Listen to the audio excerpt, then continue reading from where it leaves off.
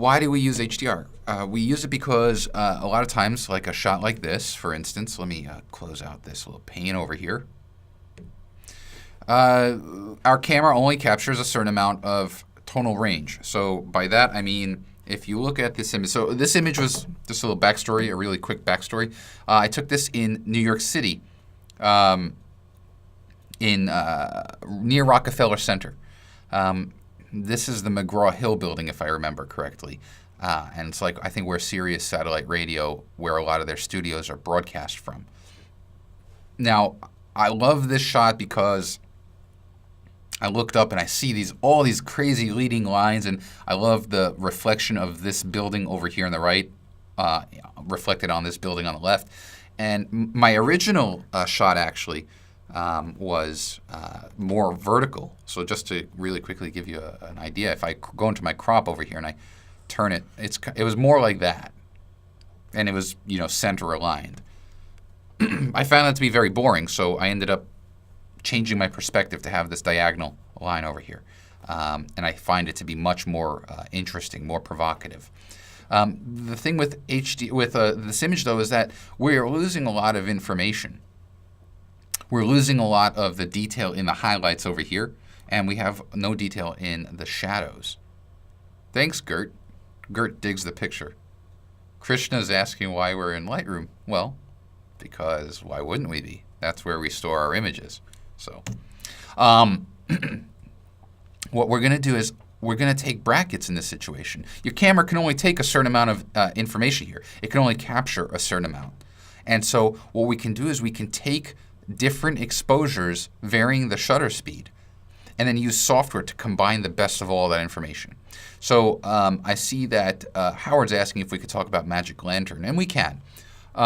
The question is, how do we take these images? You can see in the grid view, we've got 9 images over here. How do we get these 9 images? Well, there are various ways you can do it. You can either use Magic Lantern, so that's for Canon cameras. It's a firmware hack. ON1 software does not condone it. We don't support it. We don't provide information on it. But you can do a Google search for Magic Lantern, like a lantern that you hold to illuminate a dark room. And you can essentially give the ability to bracket more than 3 brackets, which is what Canon cameras are limited to, unless you have a 5D Mark III or the 1D series. So this is using Magic Lantern, and you can see here that what we're doing is we're starting to bracket. Bright, dark, very bright, very dark. Now notice in the very dark, look, we're getting the detail in the clouds. And in the very bright, we're getting detail in shadows right over here. So we're taking all this information, all that beautiful golden light right there, and we're going to combine them. There are various other ways that you can do bracketing as well. You can use the custom functions, or the C1, C2, and C3, at least on a Canon camera, to control the bracketing sequence. And those are the things, Howard, unfortunately, that would be, and everyone out there, would be much better if we were standing together with the cameras and I can show you. It's very hard to illustrate that over a webinar. But yeah, so we're going to take these images and I'm going to send them over, as always, to my faithful Photomatics, which is what I use. Now, here's the thing. We're not going to get into a debate of which product is better than the other.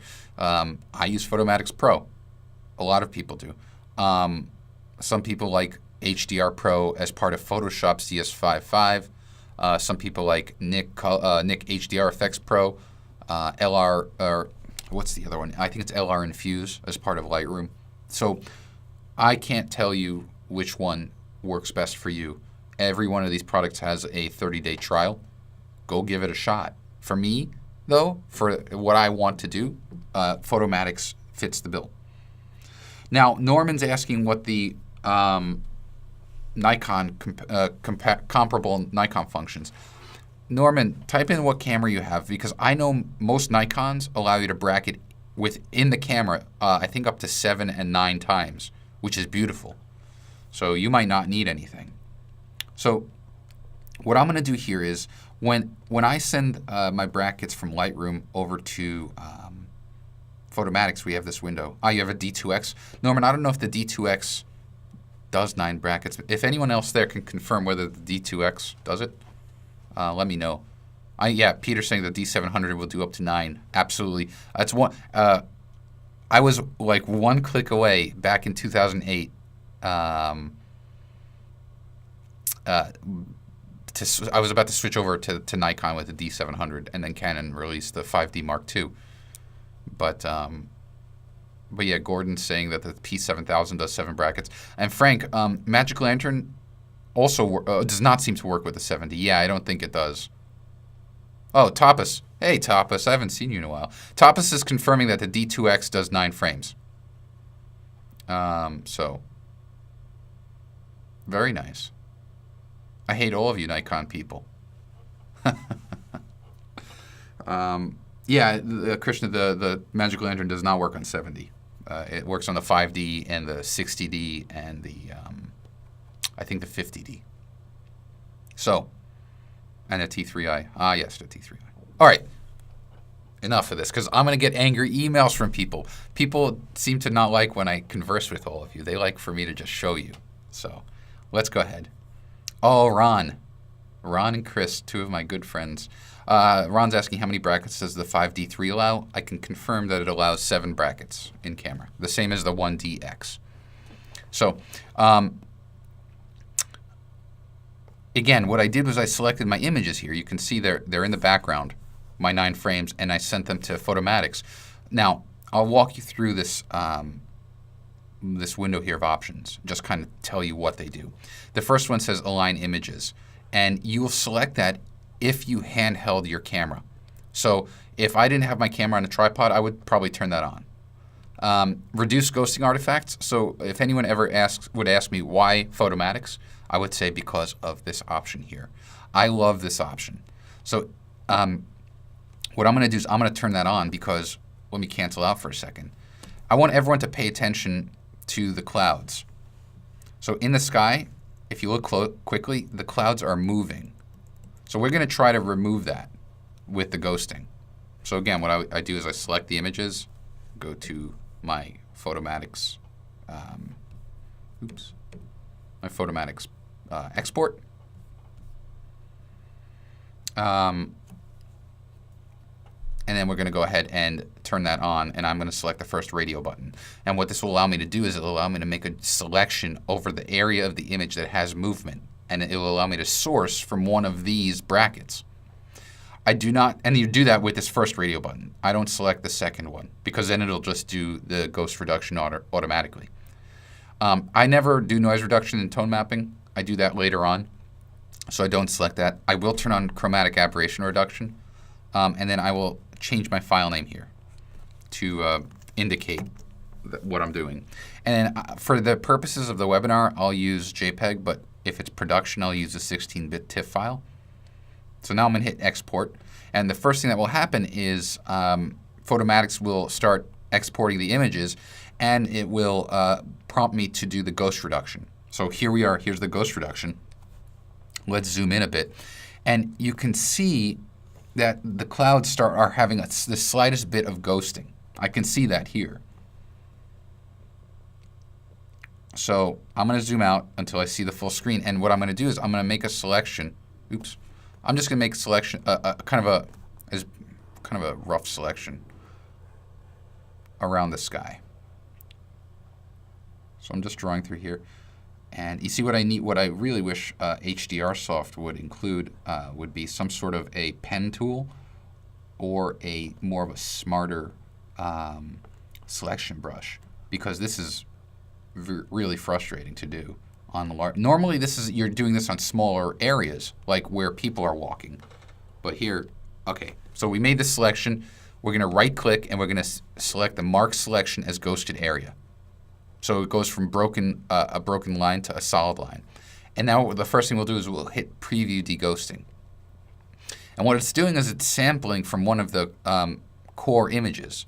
Now it's sampling, you can see if you right-click and go to Set Another Photo for Selection, it's sampling from the -1/3 image. What I'm going to do is go one stop down to the darker one and then preview. And that's still a bit too bright, so I'm going to go one further down and see how that one goes. That's looking good. So with that, I'm going to hit OK, and now the tone mapping will begin.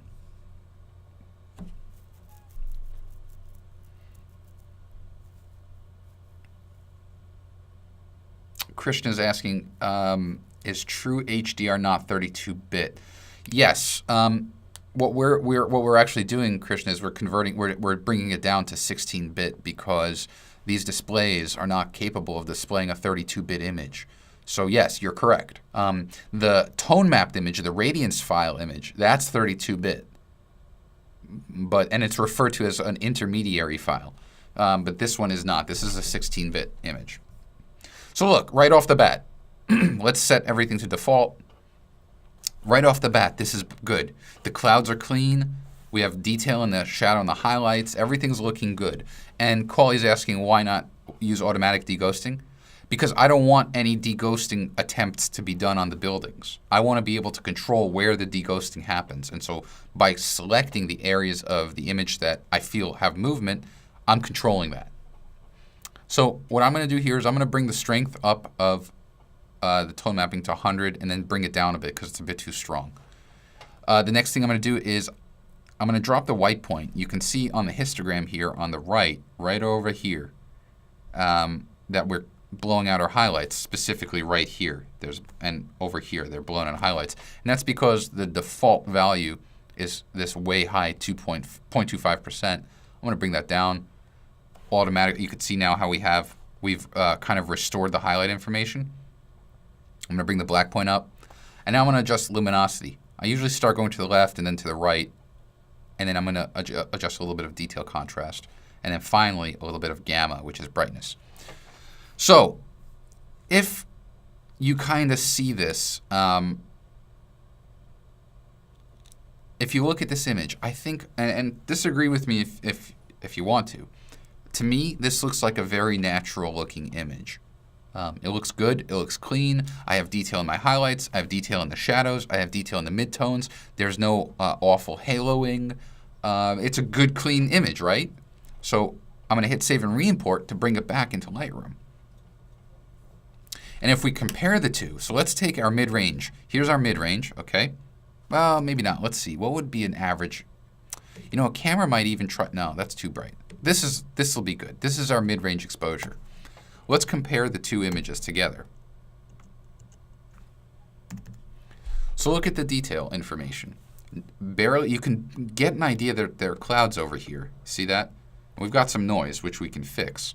But we have all this beautiful detail that wasn't there. Also in the bottom here, we have detail in the windows that we don't have before. So it's really important. We also have some chromatic aberration. I don't know if it comes through on the webinar over the GoToWebinar meeting, but there is some slight chromatic aberration at the very, very hard edges, which we can fix. So you see, yeah, good. Krishna is on board, and so is Bill. Bill likes it because he's saying that the details, it makes the reflection pop. And that's absolutely true. What this looks like right now is a standoff. Now, let's try something that I didn't do. I published this image already on my website a while ago.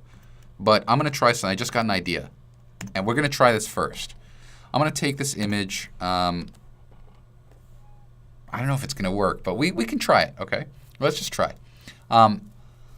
I want only these two buildings to be in the frame. I don't like this building over here. It really just, well, the reflection of the building is there, but let's just see what we can do. I want to remove that building. So I'm going to try to go to Photoshop for a second. This might work, this might not work.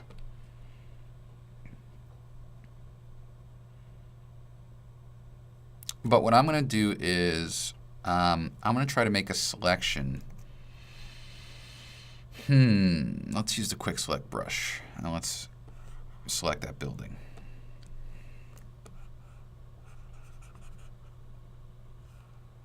Okay, so I'm making my selection right here.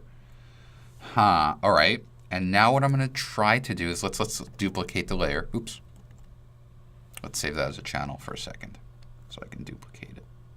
Okay, go here, deselect it, duplicate the layer. So all I did was I created a channel which essentially saves my selection. And now what I can do is if I take my spot healing brush and change it to a patch tool, let's just see. Let's just see. We'll kind of source from... Oh, wait. Is my selection... I wonder if the selection... Oh, there we go. So that's dirty. We can also just do a clone stamp. I wonder if I can do that too. But it's looking like it's going to take more time. But do you see what I'm trying to do? Is I want to get rid of that, this building here. Let's see if I mask it out, or if I, what if I do this? It's taking too much time. I can always just try to do a simple clone.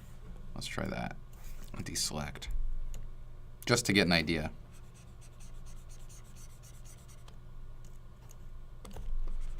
But you see what I'm doing is I'm just trying to get, and that's the nice thing about clouds is that clouds have no real pattern.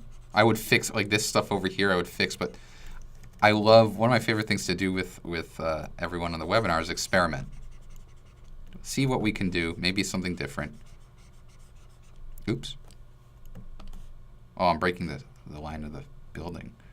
All right, we can try to fix that.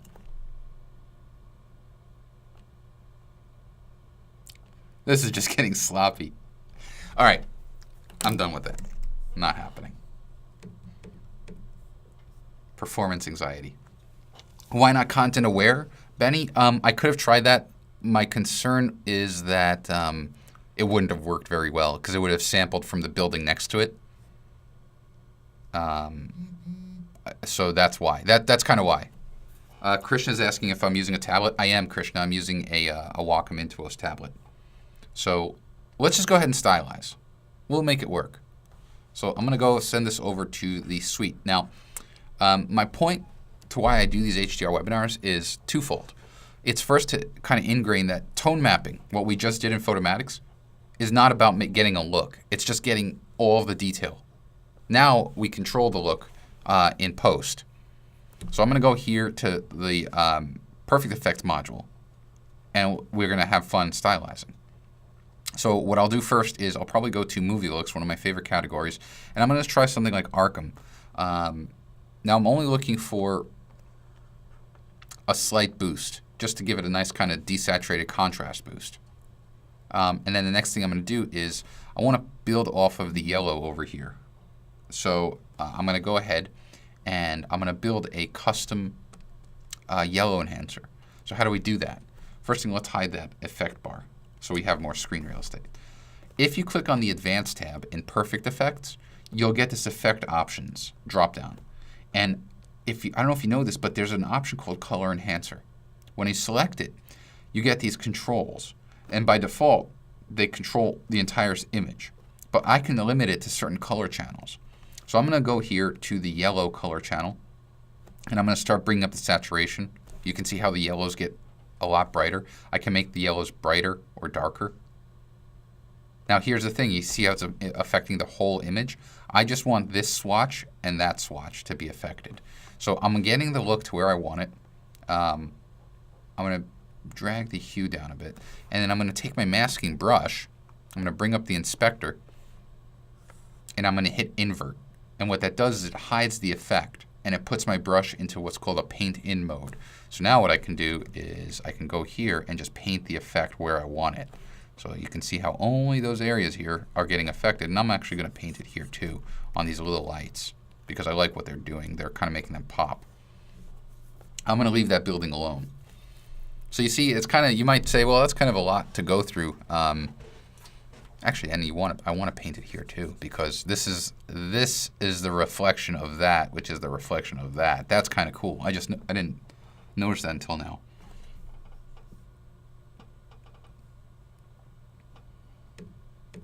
That's a good point. William makes a good point. He was saying that if I left the selection on, the clone would only affect what's selected. I know. I totally forgot about that. Oh, William, I can't think. Very one-track minded, but you're absolutely right. Michelle's asking, I looked away for a second. Did you just select the color enhancer on an empty layer? On empty effect? Yes, I did, Michelle. So what I did was I created a new layer, and I went to the Advanced tab. I went to the color enhancer, and then I adjusted for the yellow channel. And then what I did was I went to the masking brush, brought the inspector up and inverted, and then painted in where I wanted it. Now I'll hit add and continue onward. I'm going to go to the glow category and add one of my favorites, Deep Forest. I love this effect. This is one of my favorite. This is in Perfect Effects. This is becoming one of my absolute favorites. Except drop it to 0 and bring it up. We don't need 100%. It's too strong over here. So I like it kind of like around here. And then finally, I'm going to go to the color and tone, tonal contrast. And then what I like to do with tonal contrast, when you select tonal contrast from the color and tone category, you get the effect options over here. I'm dropping this local contrast slider to about 30. And then I'm going to go ahead here, start at 0, bring it up, and I only want it to affect the buildings. So I'm going to take my masking brush, make sure I'm set to paint out, and I'm going to mask out the effect from the sky while I have my mask, so I can see what's going on. And if I get a little bit of the edge of the building, I really don't care. It doesn't bother me. No, it's not going to be noticeable. So I'm just going here. Because this, with the tonal contrast was adding noise, even more noise to the sky than there already was. So go here. There we go. So we're adding more detail here. And then the final thing I might do is under vignettes. In my honest opinion, the most useful vignette in this product is this last one called Subtle Vignette. Just does a beautiful job. Bring it back. And then there we go. So let's look at the before and the after. That was the kind of before. Here's the after. We can take it to other levels. I mean, we can go even further, but I kind of like the look of this image here. So I'll hit apply. And then we'll return back to Lightroom.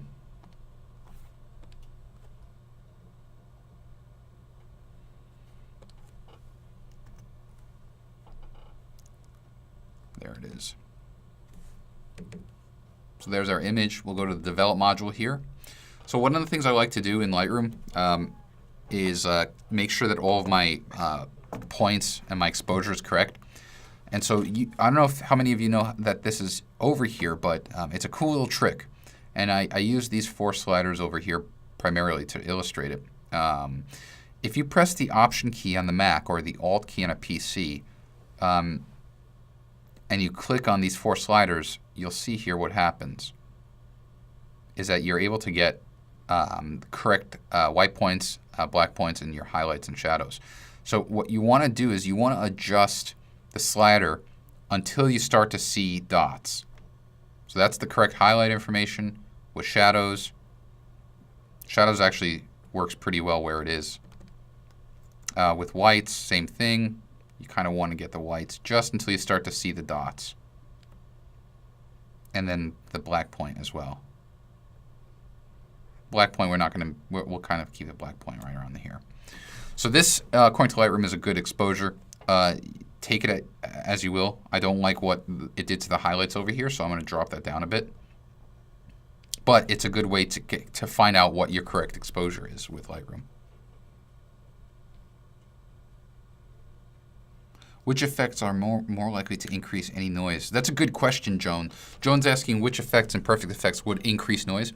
A lot of the movie looks categories and the vintage effects, Joan, will add local contrast and clarity, which will increase the appearance of noise. So you want to use that sparingly. However, in Lightroom, what we have is there's actually a really nice little noise reduction slider.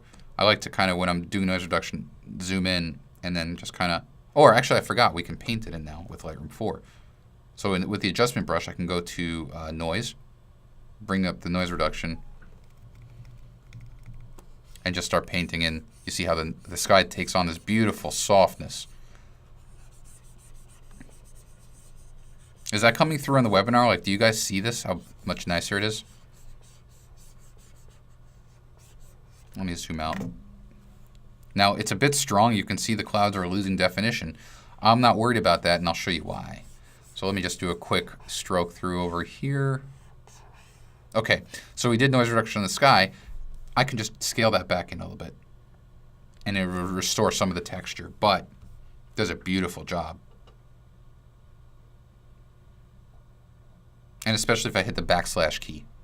Let me zoom in again. So see, this is the before. That's the after. All that little noise. No noise. So it's very nice. I was really happy with what Adobe did there. The next thing I'm going to do up here is I might play around with the white balance. In this case, if we drag it to the left, you see how the image is getting cooler. If you drag it to the right, the image is getting warmer. So check this out. This is one of the things I love to do. Again, a Lightroom 4 feature. Go down to the temperature slider, and let's start by cooling off the sky. So I'm just going to paint on the sky. So you see how we're actually cooling that off? Now, I usually tend to start with a very strong slider because it helps me see where I'm painting. It helps me see the effect. And now what it allows me to do is go back and dial it back. So I can kind of go back from 23 over to about 15, and the sky looks really cool. Now I can hit New and create a new slider that's slightly warm and paint that on the building. Because what I love to do, anyone who kind of watches my webinars probably knows this, that I love to contrast with temperature. So I like to have, actually undo that. I don't want the warmth to be painted on the reflection of the sky. That's important. What I will do is paint the warmth on the reflection of the building. Does that make sense? So what I can do is, watch this. I'm warming up these two buildings. Now I'm going to go back. I'll hit H, and that'll show us our points. I think, which one's this? That's that one. So which one's this? Oh, that's the noise reduction. Okay. Oh, I forgot to paint it over there. Let me click that. Let me paint over here. There we go. All right. Let's click to this one, and then let's paint in the cooling, the same cooling on this part of the building. So we're getting that kind of same reflection, the same cool tone, and now we have this awesome comparison between the two. Does that make sense?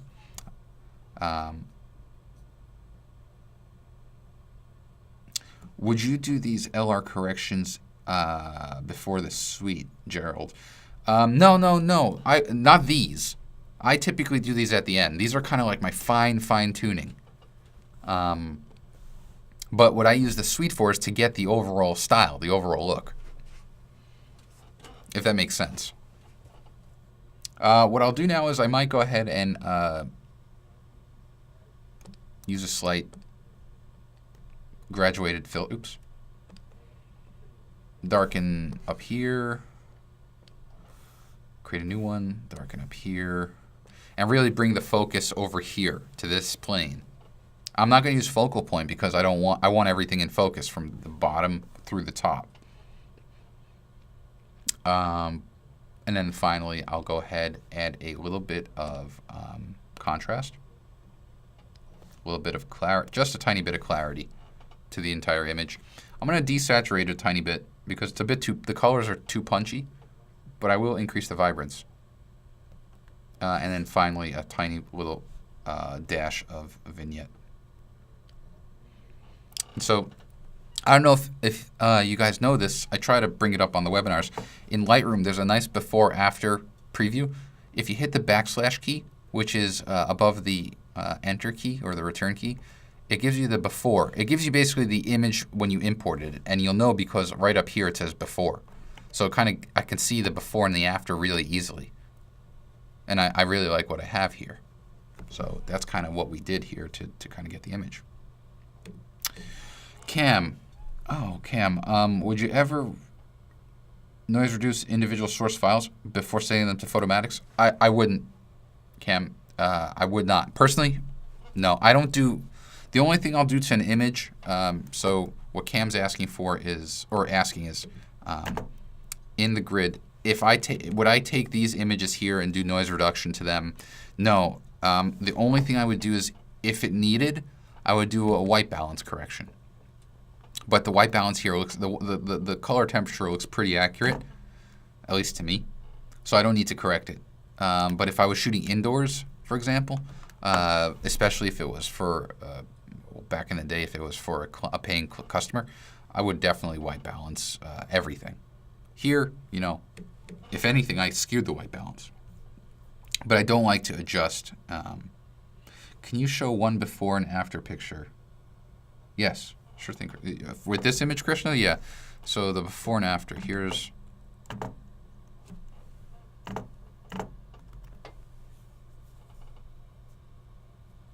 So this is what we started with. Well, this is one of the original exposures. And then this is the tone mapped stylized. So what we can actually do is take the tone mapped versus the stylized.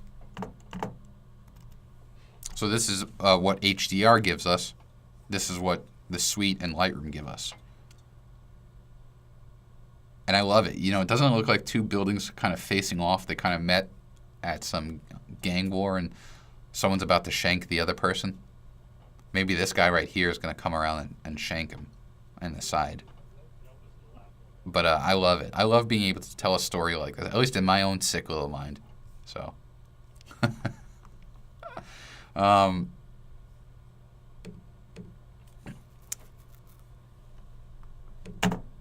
right, let's move on to another image.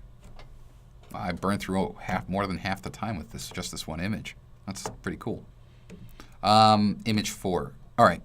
I don't think I've ever even worked on this image, so we might actually be having some fun right now. So this image was taken out of my hotel room in Vegas. When was it? For WPPI back in February. We went to Las Vegas, and this is the signature at MGM Grand. And so we had our little balcony, and I did a bunch of time lapse, but I also tried to do some night exposures.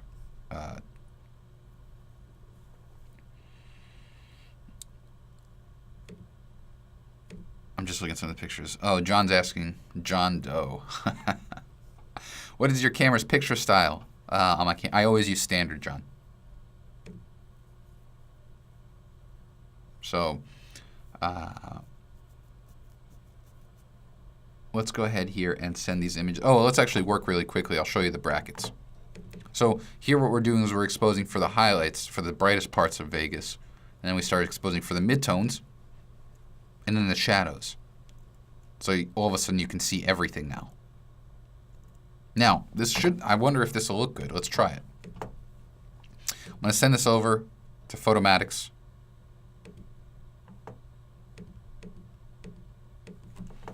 HDRX. I'm not going to do noise reduction. I'm going to show you a different thing that we can try to do in this example here. Because there was motion in the traffic, but we might be able to do something else.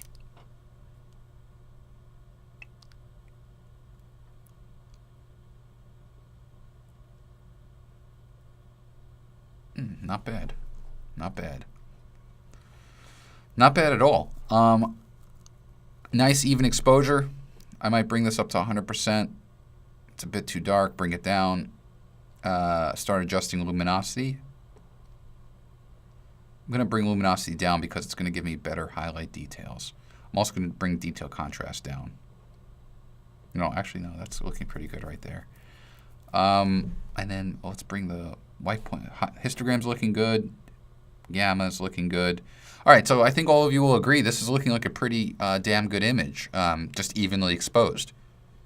Nice sky, no halos, good detail, nice reflections, nice highlight information, nice shadow information, nice little starbursts back here.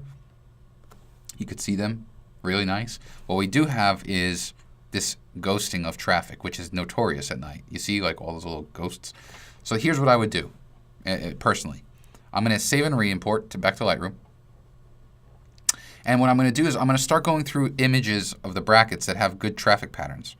Like this one looks pretty good. This one's a bit too bright. And that's a bit too dark. So let's take this one. I want to take that image. Actually, deselect it. Was it this one that I chose? Yes. I'm going to take this image, and I'm going to send them over to perfect layers. which is free, by the way, for everyone. And what I'm going to do is I'm going to take the HDR image on top, and I'm going to take my masking brush, and I'm going to start by masking in just to see. I just did this big, quick mask. Now I'm going to undo, and essentially I'm just restoring that original information. But I got the benefit of essentially the traffic. Does that make sense? All I did was I kind of masked in the good detail from anything that was moving. Everything else is pretty solid, so I'm happy. And you can see that mask. There's the mask. I can actually tighten that up a little bit. Right here, in between the two. All I want is solid information. Let me see if there are any questions. Whoa. Would you just take 3 exposures at 2 stops apart, Keith? No, I would. I take on my 5D Mark III, I take 7 exposures at 2/3 apart because that's what Canon allows.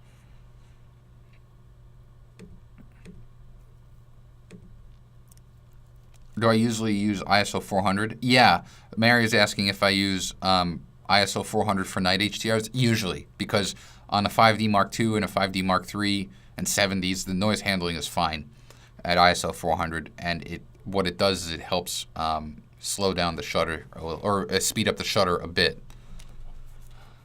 So here's our good example. Now, I don't know if any of you really know this. This is another one I like to bring up, but in Photoshop, there's a function called Stamp Visible, which is essentially taking multiple layers and creating a merged composite of it without flattening the image. And we can do that in perfect layers. If we go to Layer, and then New Layer from Composite, watch what happens. We have this new 3rd layer that is a combination of these 2 layers. So I can turn these off for now. Because if I were to send this image into Perfect Effects, it would work on everything but what I masked out. So now we have this image, and we can go to Perfect Effects.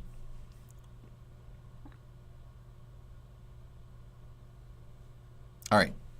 First thing I'm going to do is blend in a black and white layer. So I'm going to build my own black and white layer, and the reason why I'm going to do that is because it's going to add a really nice kind of contrasty boost. So I'm going to go to the Effect options and select black and white, which converts this over. I'm going to bring up the contrast a bit, and then I'm going to start adjusting the color filter to expose for the part of the image that I want, and that's right around here, I'd say. Now I'm going to bring up my blending options, and I'm going to start cycling through the blending modes. So we'll go to Multiply, which is really dark, Soft Light, Hard Light, Overlay. Let's go to Soft Light. Let's drop that down to 0 and bring it up. So you see we're getting this really nice kind of contrast boost to the image, which I really like. We'll hit Add, and now let's continue onward. In this case, let's go to the movie looks. Add Blue Dawn. Now Blue Dawn's going to darken the whole image up. But again, if we bring that to 0 and just bring it up a tiny bit,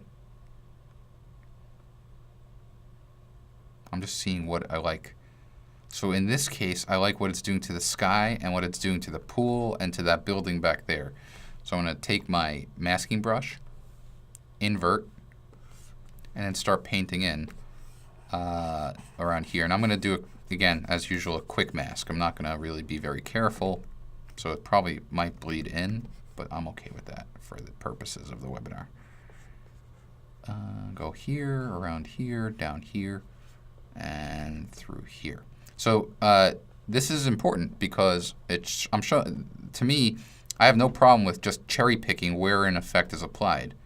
So I like what it does to that part of the image. And it allows me to kind of add on here and then probably add a glow. I'm going to do Glow Baby, which is kind of a bright glow.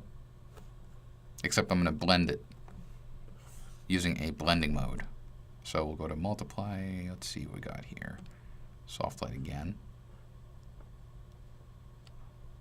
That looks pretty good, but I might also try a different effect, like Hollywood Glow.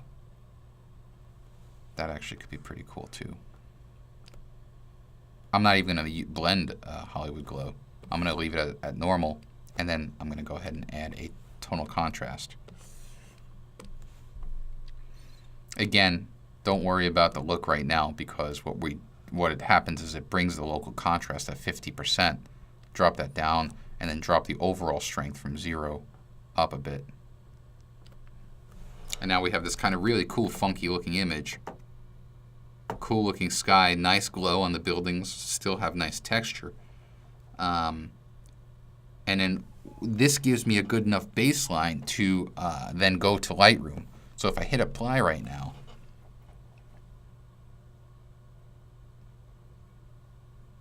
and hit save, I can go to Lightroom now and start fiddling with little things.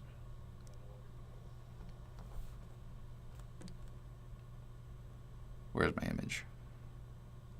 Ah, there it is. Okay, so if we go to the develop module now, things that I would do here, definitely some clarity. I'm not going to bother fixing the tones here. I'm going to just eyeball it. So I'm basically adjusting a little bit of the highlights, bringing out the shadows, dropping the white point a bit, and bringing out the blacks a little bit because it's a bit too dark over here. I want to kind of bring out the black point. Next thing I'll do is add some contrast, vibrance boost, because I love how colorful it is. I mean, it's Vegas. It's supposed to be. And I think that's about it. I really wouldn't, let me see if a vignette would work well here.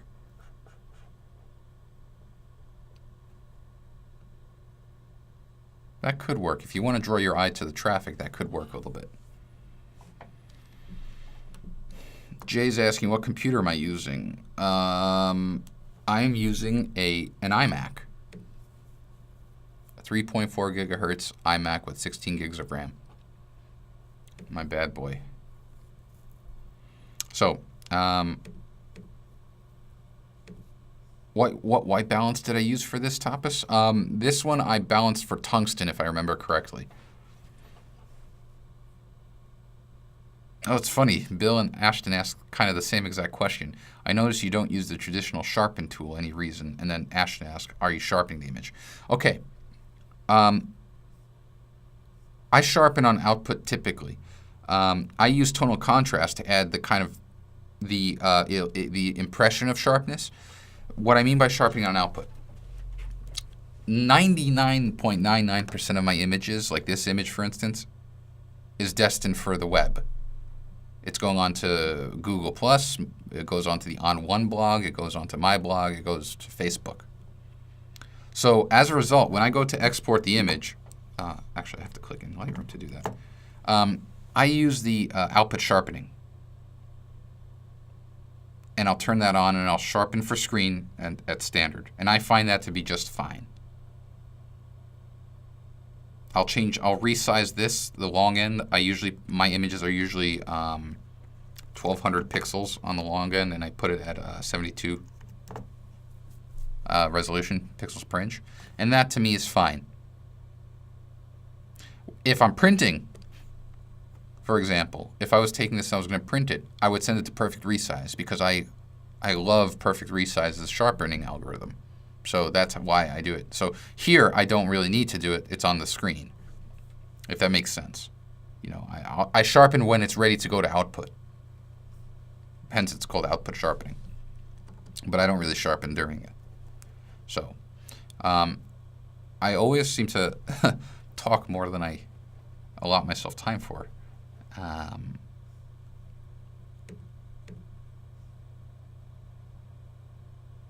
I was just looking at this question here. And so, again, I still have images on another catalog, and I'm actually happy that we didn't get to everything because that just means that we'll have more images to play with. But to show you, again, let's just compare the two before and after before we end things. Let's see, that's probably a good even exposure. So we'll take this one and compare them.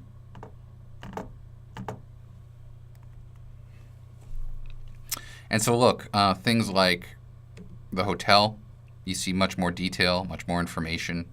You see you see no reflection here. You see a nice reflection over here. You can see the details of the, what is that? Is that Mandalay? I can't remember. Or is that, oh, it's Caesar's Palace, that's right. Oh no, it's the Venetian, and that's the Palazzo, I think. I don't know. But point is, you can see the detail in the buildings, and that's really important to me.